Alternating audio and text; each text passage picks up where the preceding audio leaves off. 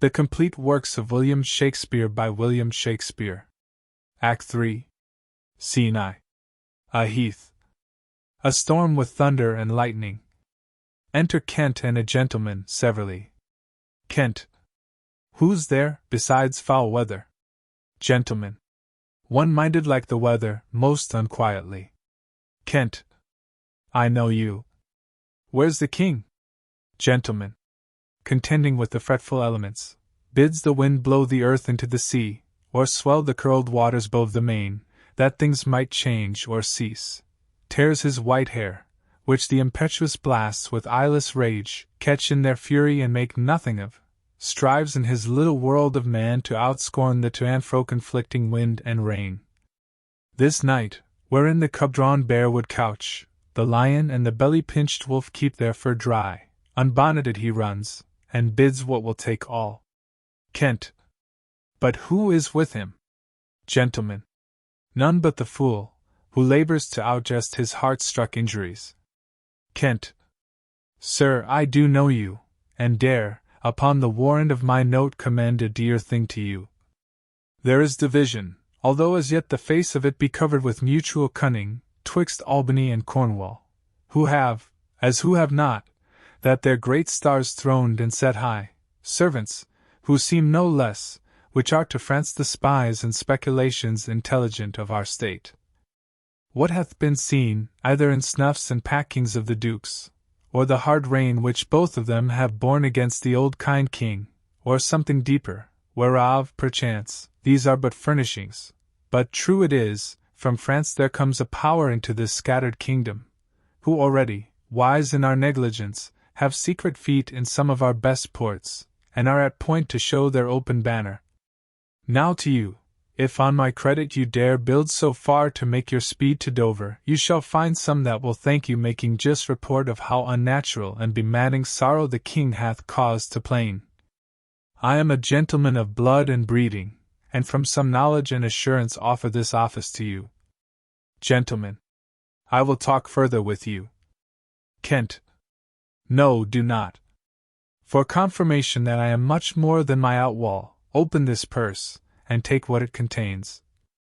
If you shall see Cordelia, as fear not but you shall, show her this ring, and she will tell you who your fellow is that yet you do not know. Fie on this storm. I will go seek the king. Gentlemen. Give me your hand. Have you no more to say? Kent. Few words, but to effect more than all yet that, when we have found the king, in which you're pain that way, I'll this, he that first lights on him holla the other. Exeunt. Scene 2. Another part of the heath. Storm continues. Enter Lear and Fool. Lear. Blow, winds, and crack your cheeks. Rage. Blow. You cataracts and hurricanos, spout till you have drenched our steeples, drowned the cocks.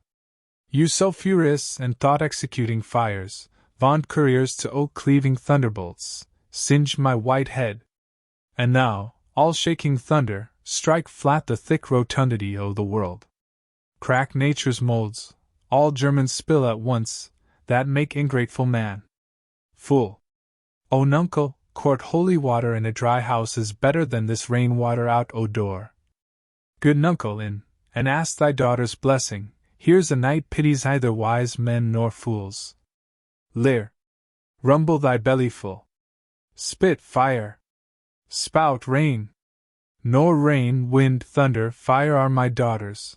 I tax not you, you elements, with unkindness. I never gave you kingdom, called you children. You owe me no subscription, then let fall your horrible pleasure. Here I stand your slave, a poor, infirm, weak, and despot old man, but yet I call you servile ministers, that will with two pernicious daughters join your high-engendered battles gainst a head so old and white as this. Oh! Oh! 'Tis foul!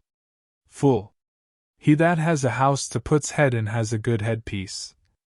The codpiece that will house before the head has any, the head and he shall louse, so beggars marry many. The man that makes his toe what he his heart should make shall of a corn cry woe, and turn his sleep to wake. For there was never yet fair woman but she made mouths in a glass. LEAR. No, I will be the pattern of all patience. I will say nothing. Enter Kent. Kent. Who's there? Fool. Mary, here's grace and a codpiece. That's a wise man and a fool. Kent. Alas, sir, are you here? Things that love night love not such nights as these. The wrathful skies gallow the very wanderers of the dark, and make them keep their caves. Since I was man, such sheets of fire, such bursts of horrid thunder, such groans of roaring wind and rain I never remember to have heard. Man's nature cannot carry th affliction, nor the fear. LEAR. Let the great gods, that keep this dreadful putter o'er our heads, find out their enemies now. Tremble, thou wretch, that hast within thee undivulged crimes unwhipped of justice. Hide thee, thou bloody hand, thou perjured, and thou simuler of virtue that art incestuous. Caitiff, to pieces shake that under covert and convenient seeming hast practised on man's life, close pent-up guilts, rive your concealing countenance, and cry these dreadful summoners grace. I am a man more sinned against than sinning. Kent. Alack, bareheaded. Gracious my lord, hard by here is a hovel. Some friendship will it lend you gainst the tempest. Repose you there, whilst I to this hard house, more harder than the stones whereof 'tis riced, which even but now, demanding after you, denied me to come in, return, and forced their scant courtesy. LEAR. My wits begin to turn. Come on, my boy. How dost, my boy? Art cold? I am cold myself. Where is this straw, my fellow? The art of our necessities is strange, that can make vile things precious. Come, your hovel. Poor fool and knave, I have one part in my heart that's sorry yet for thee. Fool. Singing. He that has a little tiny wit, with hi-ho, the wind and the rain, must make content with his fortunes fit, though the rain it raineth every day. LEAR. True, boy. Come, bring us to this hovel. Exeunt Lear and Kent. Fool. This is a brave night to cool a courtesan. I'll speak a prophecy ere I go, when priests are more in word than matter, when brewers mar their malt with water, when nobles are their tailors' tutors, no heretics burned, but wenches' suitors, when every case in law is right, no squire in debt, nor no poor knight, when slanders do not live in tongues, nor cut purses come not to throngs, when usurers tell their gold I the field, and bawds and whores do churches build.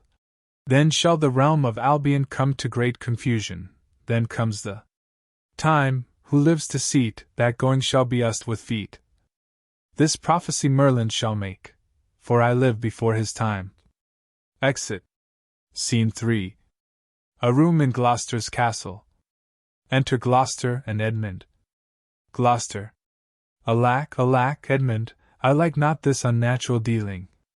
When I desired their leave that I might pity him, they took from me the use of mine own house, charged me on pain of perpetual displeasure, either to speak of him, entreat for him, or any way sustain him. Edmund. Most savage and unnatural. Gloucester. Go to, say you nothing. There is division between the dukes, and a worse matter than that. I have received a letter this night. 'Tis dangerous to be spoken.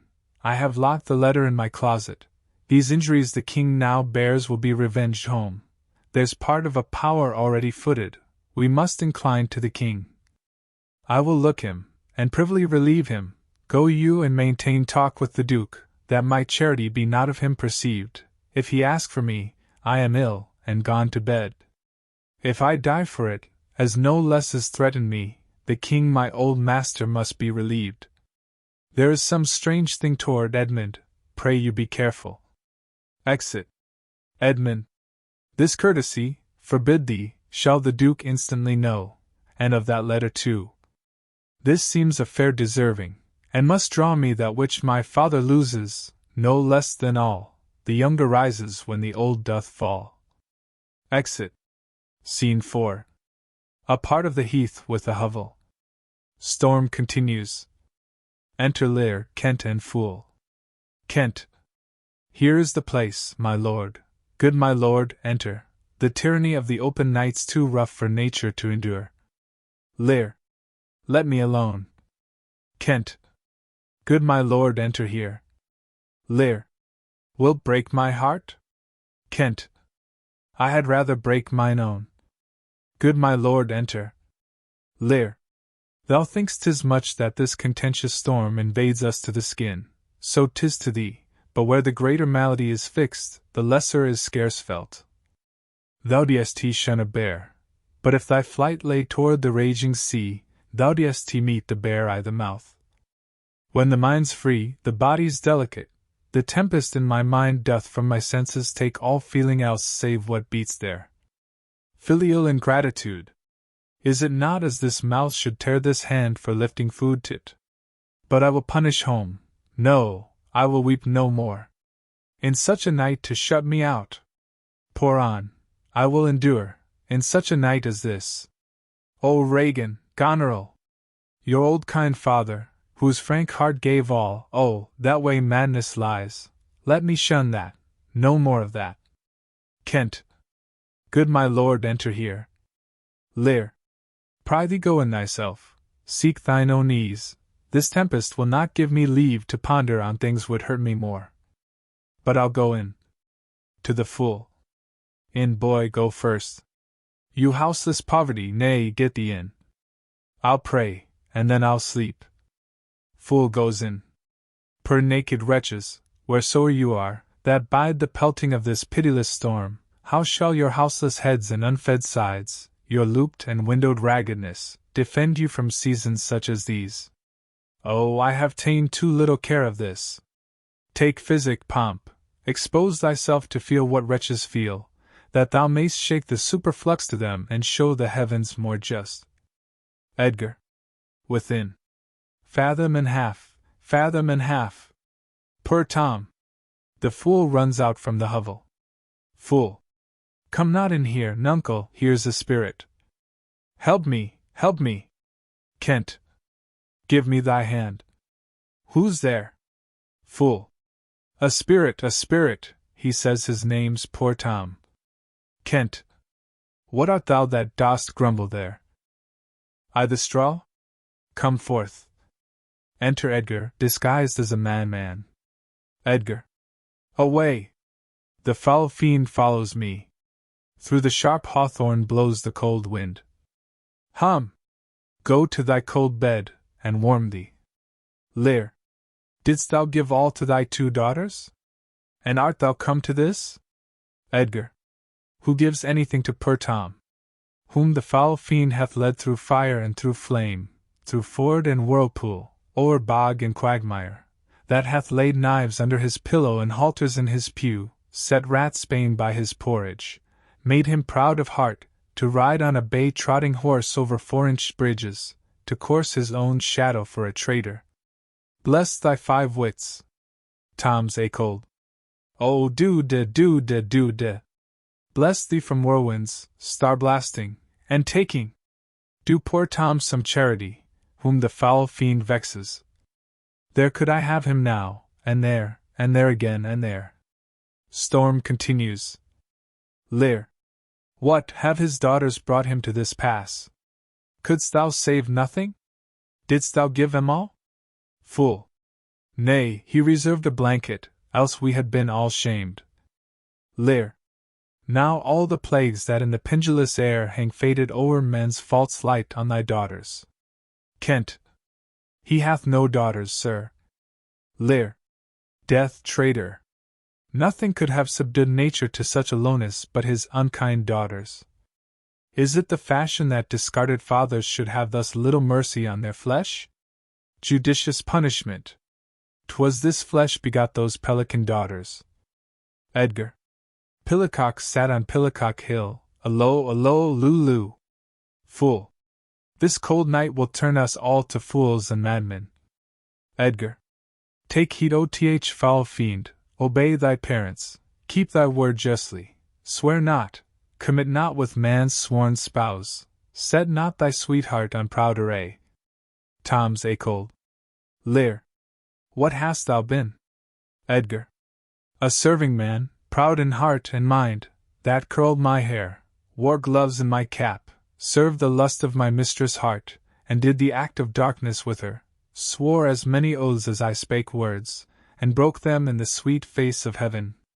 One that slept in the contriving of lust, and waked to do it.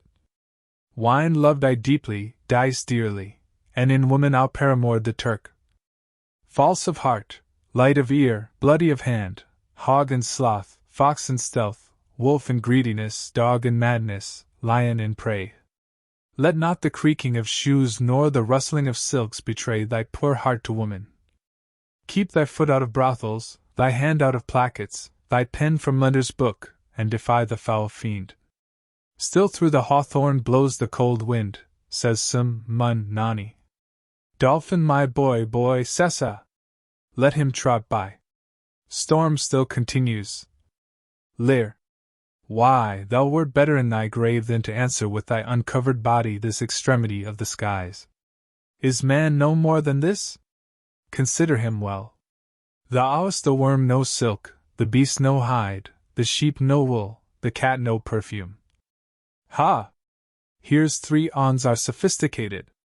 Thou art the thing itself. Unaccommodated man is no more but such a poor, bare, forked animal as thou art. Off, you lendings.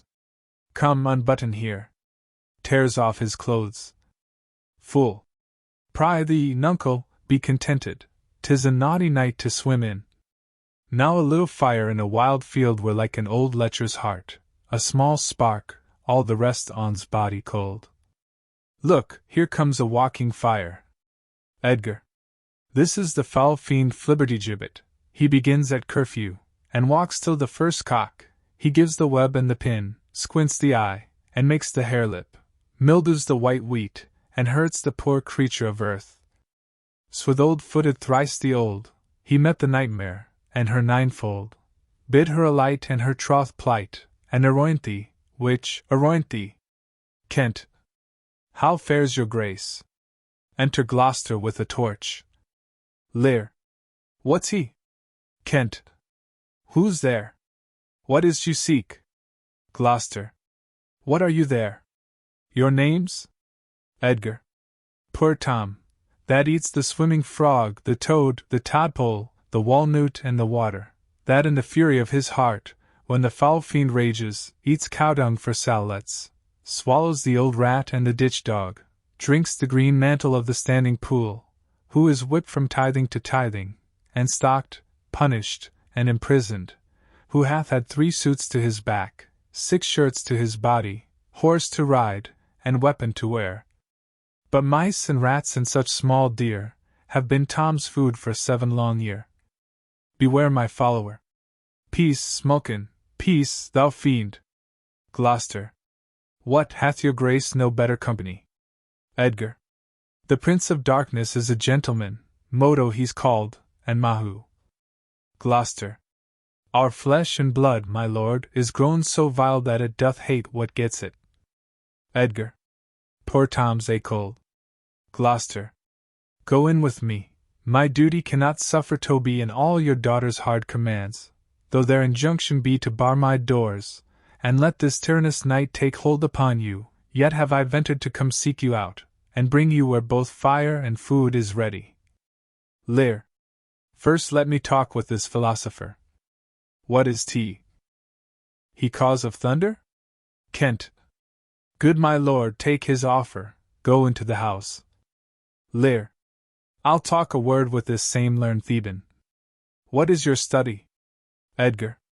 How to prevent the fiend and to kill vermin. Lear. Let me ask you one word in private. Kent. Importune him once more to go, my lord. His wits begin to unsettle. Gloucester. Canst thou blame him? His daughters seek his death. Ah, that good Kent. He said it would be thus, poor banished man. Thou sayest the king grows mad. I'll tell thee, friend, I am almost mad myself. I had a son, now outlawed from my blood.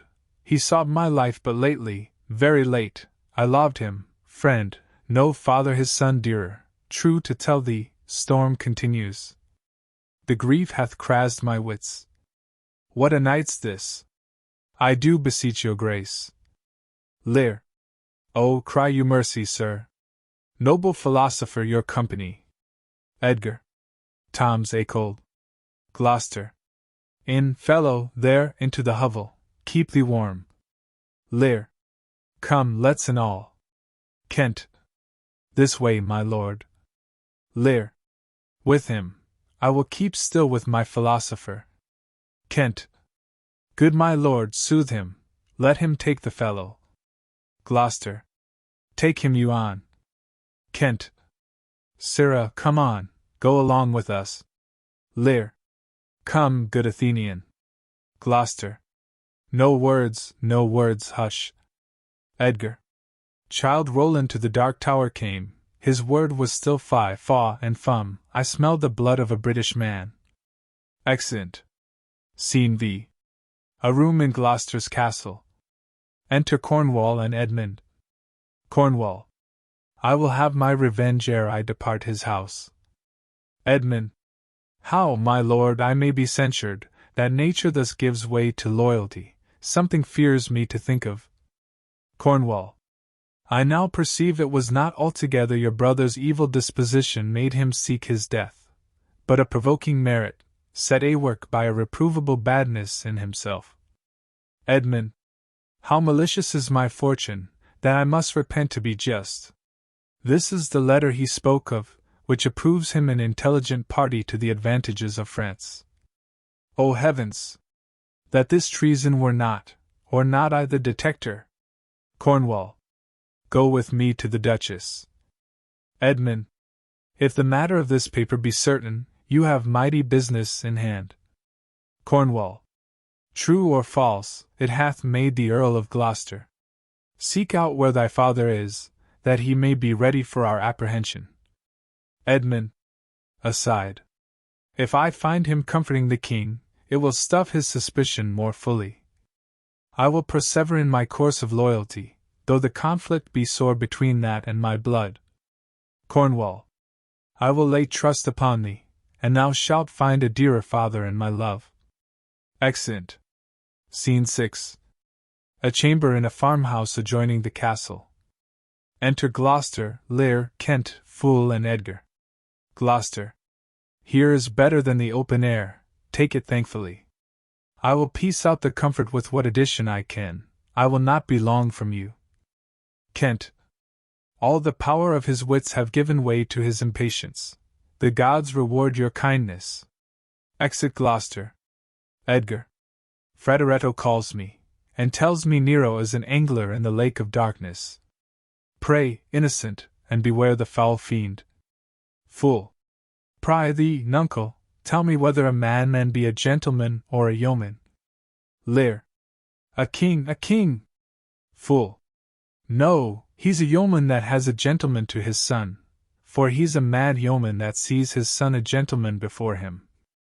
Lear. To have 1,000 with red burning spits come hissing in upon em. Edgar. The foul fiend bites my back. Fool. He's mad that trusts in the tameness of a wolf, a horse's health, a boy's love, or a whore's oath. Lear. It shall be done, I will arraign them straight. To Edgar. Come, sit thou here, most learned justicer, to the fool. Thou, sapient sir, sit here. Now, you she-foxes. Edgar. Look, where he stands and glares. Want'st thou eyes at trial, madam? Come o'er the bourne, Bessie, to me. Fool. Her boat hath a leak, and she must not speak why she dares not come over to thee. Edgar. The foul fiend haunts poor Tom in the voice of a nightingale. Hoppedance cries in Tom's belly for 2 white herring. Croak not, black angel, I have no food for thee. Kent. How do you, sir? Stand you not so amassed. Will you lie down and rest upon the cushions? Lear. I'll see their trial first. Bring in their evidence. To Edgar. Thou, robed man of justice, take thy place. To the fool. And now, his yoke fellow of equity, bench by his side. To Kent. You are owed the commission, sit you too. Edgar. Let us deal justly. Sleepest or wakest thou, jolly shepherd? Thy sheep be in the corn, and for one blast of thy minikin mouth thy sheep shall take no harm. Purr. The cat is grey. Lear. Arraign her first, 'tis Goneril. I here take my oath before this honourable assembly, she kicked the poor king her father. Fool. Come hither, mistress. Is your name Goneril? Lear. She cannot deny it. Fool. Cry you mercy, I took you for a joined stool. Lear. And here's another, whose warped looks proclaim what store her heart is made on. Stop her there. Arms, arms. Sword. Fire. Corruption in the place. False justicer, why hast thou let her scape? Edgar. Bless thy 5-wit. S. Kent. Oh pity! Sir, where is the patience now that you so oft have boasted to retain? Edgar. Aside. My tears begin to take his part so much they mar my counterfeiting. Lear. The little dogs and all, Tray, Blanche, and Sweetheart, see, they bark at me. Edgar. Tom will throw his head at them. Avaunt, you curs! Be thy mouth or black or white, tooth that poisons if it bite, mastiff, greyhound, mongrel grim, hound or spaniel, brock or him, or bobtail tyke or trundletail, Tom will make them weep and wail, for, with throwing thus my head, dogs leap the hatch, and all are fled. Do-da-da-da. Cessa. Come, march to wakes and fairs and market towns. Poor Tom, thy horn is dry. Lear. Then let them anatomize Regan, see what breathes about her heart. Is there any cause in nature that makes these hard hearts? To Edgar. You, sir, I entertain you for one of my 100, only I do not like the fashion of your garments. You'll say they are Persian, but let them be changed. Kent. Now, good my lord, lie here and rest awhile. Lear. Make no noise, draw the curtains. So. We'll go to supper I' the morning. Fool. And I'll go to bed at noon. Enter Gloucester. Gloucester. Come hither, friend. Where is the king my master? Kent. Here, sir, but trouble him not, his wits are gone. Gloucester. Good friend, I pry thee, take him in thy arms. I have o'erheard a plot of death upon him. There is a litter ready. Lay him in't and drive towards Dover, friend, where thou shalt meet both welcome and protection. Take up thy master, if thou shouldst dally half an hour, his life, with thine, and all that offer to defend him, stand in assured loss.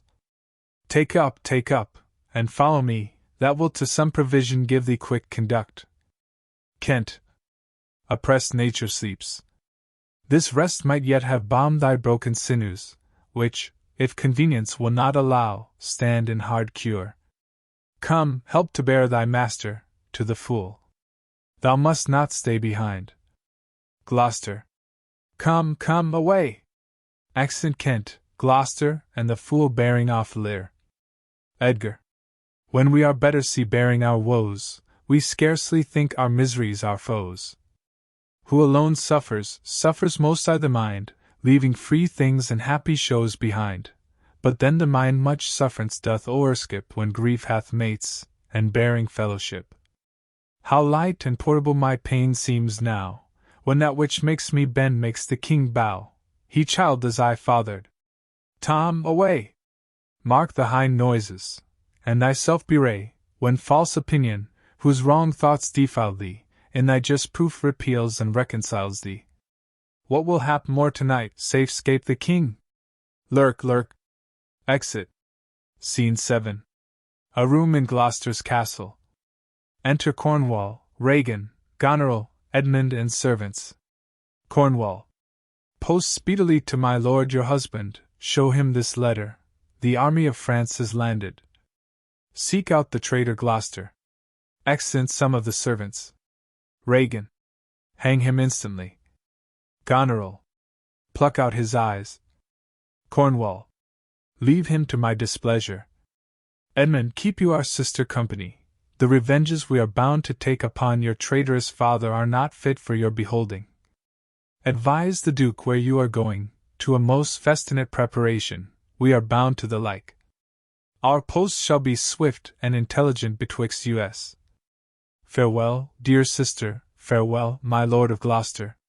Enter Oswald. How now? Where's the king? Oswald. My lord of Gloucester hath conveyed him hence, some 5 or 36 of his knights, hot questress after him, met him at gate, who, with some other of the lord's dependents, are gone with him toward Dover, where they boast to have well-armed friends. Cornwall. Get horses for your mistress. Goneril. Farewell, sweet lord and sister. Cornwall. Edmund, farewell. Exeunt Goneril, Edmund, and Oswald. Go seek the traitor Gloucester, pinion him like a thief, bring him before us. Exeunt other servants. Though well we may not pass upon his life without the form of justice, yet our power shall do a courtesy to our wrath, which men may blame, but not control. Who's there? The traitor? Enter Gloucester and servants. Regan. Ingrateful fox. 'Tis he. Cornwall. Bind fast his corky arms. Gloucester. What mean your graces? Good my friends, consider you are my guests. Do me no foul play, friends. Cornwall. Bind him, I say. Servants, bind him. Regan. Hard, hard. O filthy traitor. Gloucester. Unmerciful lady as you are, I'm none. Cornwall. To this chair bind him. Villain, thou shalt find. Regan plucks his beard. Gloucester. By the kind gods, 'tis most ignobly done to pluck me by the beard. Regan. So white, and such a traitor. Gloucester. Naughty lady, these hairs which thou dost ravish from my chin will quicken, and accuse thee.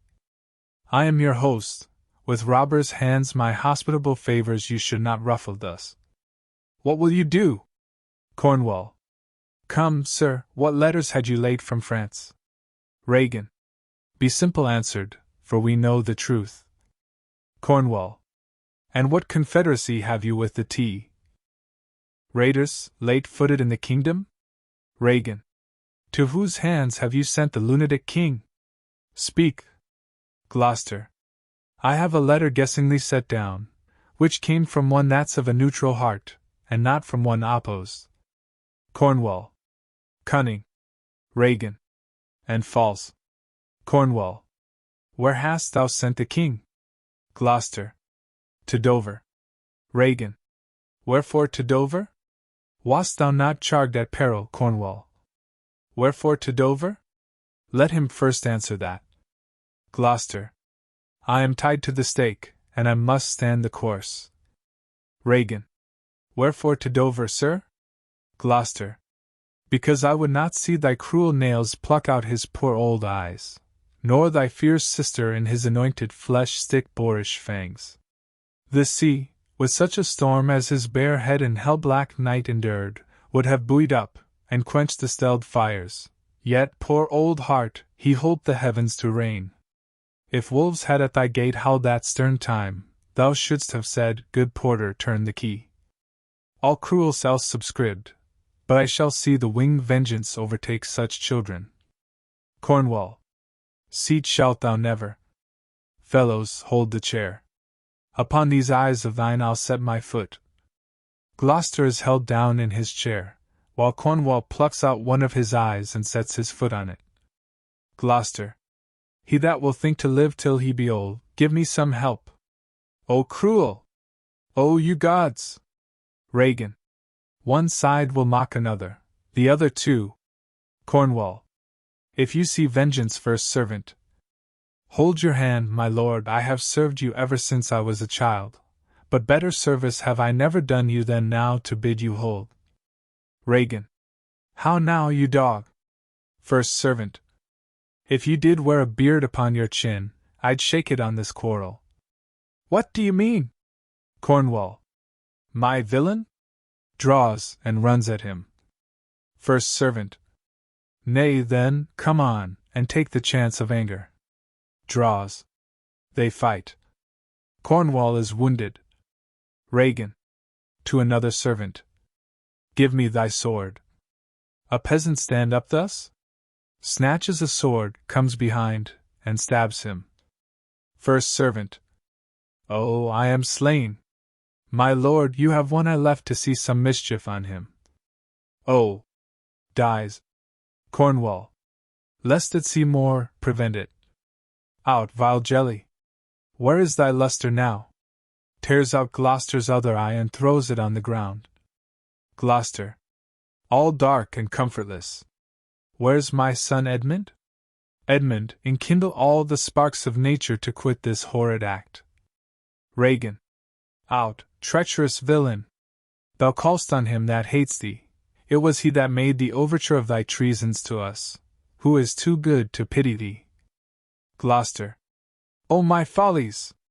Then Edgar was abused. Kind gods, forgive me that, and prosper him. Regan. Go thrust him out at gates, and let him smell his way to Dover. How is my lord? How look you? Cornwall. I have received a hurt, follow me, lady. Turn out that eyeless villain. Throw this slave upon the dunghill. Regan, I bleed apace, untimely comes this hurt, give me your arm. Exit Cornwall, led by Regan, servants unbind Gloucester, and lead him out. Second servant. I'll never care what wickedness I do, if this man come to good. Third servant. If she live long, and in the end meet the old course of death, women will all turn monsters. Second servant. Let's follow the old Earl, and get the Bedlam to lead him where he would. His roguish madness allows itself to anything.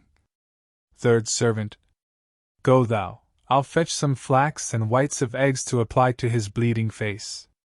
Now heaven help him. Exeunt.